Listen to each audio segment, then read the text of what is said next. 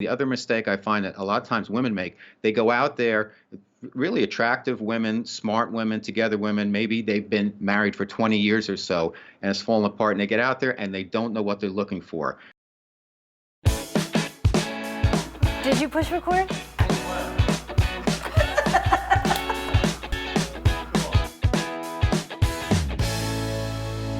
Thanks for tuning back into our second act with Paige and Silka. Today we're continuing our conversation with Robert Manni, the radio host, blogger, and author of The Guy's Guide to Love. Robert, thanks for joining me again. Thanks so much, Silka. Sorry about the tricky name of the novel. It's The Guy's Guide to Love. Did I say it wrong? No, you got it. Oh, okay. Well, you got me to say it again. Robert, we will link to the last segment where, we talked about your book, we talked about your platform. I'd like to get right now into more specifics on some of the advice that you bring, which is what do women need to know about men and after 50, going back on the dating scene. What advice can you give to help women find love again, be successful at it? Well, I think you have to be in it to win it. So if you're home on your couch watching the Housewives show, that's fun as a little detour from your hectic day. But you got to be out there. You got to get yourself out there. And I think the easiest way for men and women is you got to be master the online dating scene. Not make that exclusively. Of course, you want to meet people through friends, through work relations. I don't mean at your company necessarily, but maybe in your industry, or vendors or whatever. This way is dotted line. You can meet a lot of cool people and they have friends also, but you have to be out there. So I think everybody, men and women, need to develop an online dating profile that reflects who they are, and what they have to offer and what they're looking for very clearly and in positive terms. And start there. And I wouldn't spread it out across 10 different apps and websites and all of that. I would pick 1, 2, or 3 tops and tread carefully, because I met my wife on Match.com. I was like the Match.com pro. I had my whole routine down, how I would meet women, and it worked like a charm over time. And I was like having a lot of fun. She was on for a 3-day free trial, and we ended up married. So I guess we found common ground there. But the fact is, you have to be positive, you have to be open-minded, and you have to be willing to break the rules a little bit too. Yeah. Well, and I, for full disclosure, I'd met my boyfriend we've been together now for almost 7 years on Match. Same thing. And he had been on for a few years. I had been on for about 2 after I got divorced. But there was a lot of learning for me initially, and some of the things that you just don't expect. Such as, the whole ghosting, or men just not like, I give everybody the benefit of the doubt. And I don't, what do women need to know about how men evaluate their profile? Like, are there do's and don'ts with the way that you present yourself?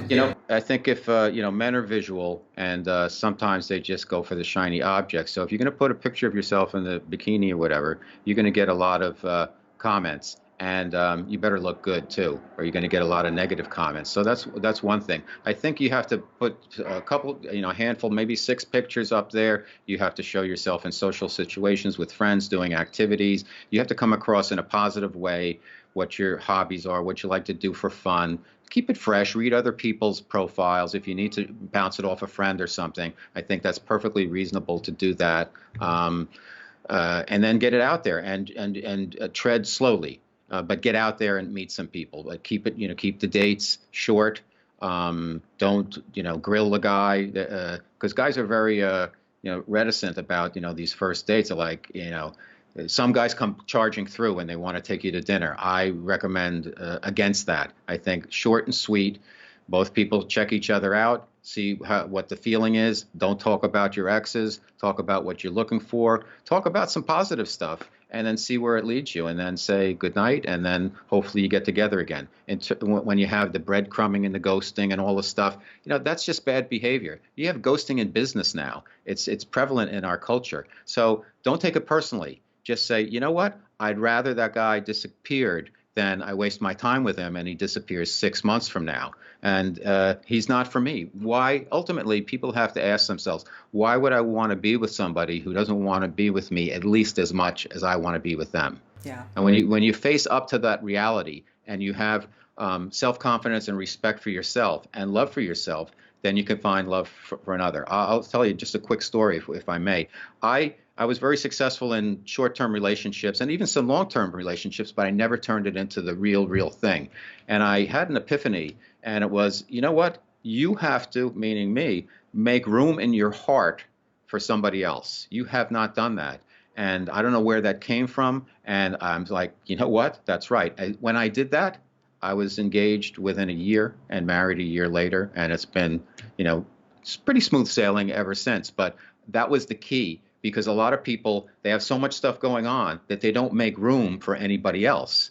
And that's a mistake. The other mistake I find that a lot of times women make, they go out there, really attractive women, smart women, together women, maybe they've been married for 20 years or so and it's fallen apart, and they get out there and they don't know what they're looking for. And I would roll my eyes. I knew if I was the first date for them, I was wasting my time, because it's like shopping. They're going to go and they're going to window shop and look around and ask about prices and this and that.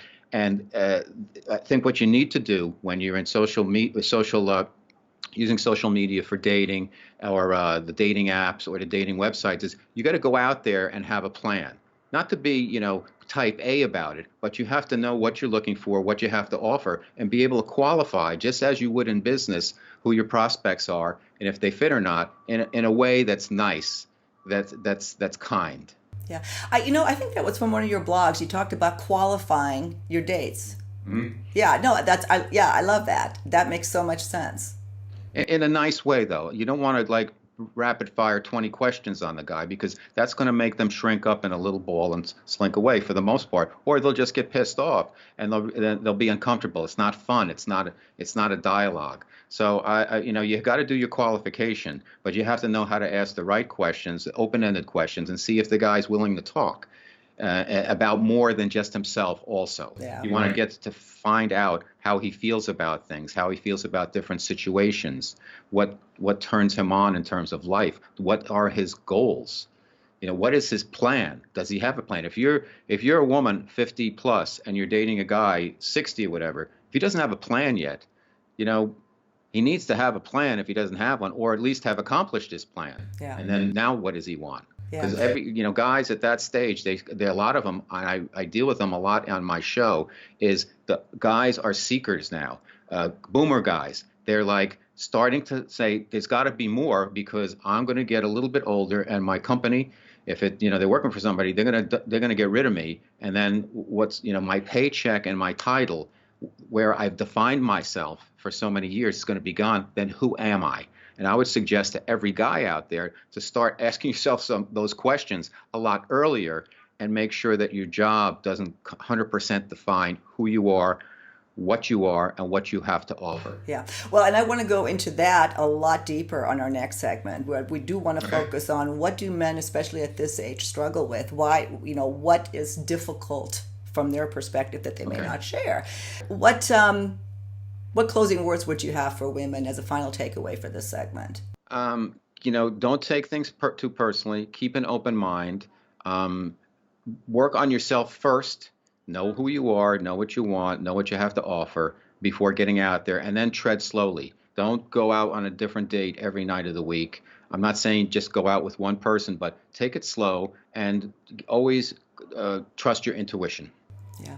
Well, and if I may add to that, believe that it's possible to find that. It is. Because that's a lot of women struggle with that. And on that note, we will end this segment and see you next time on our second act with Paige and Selka. Bye.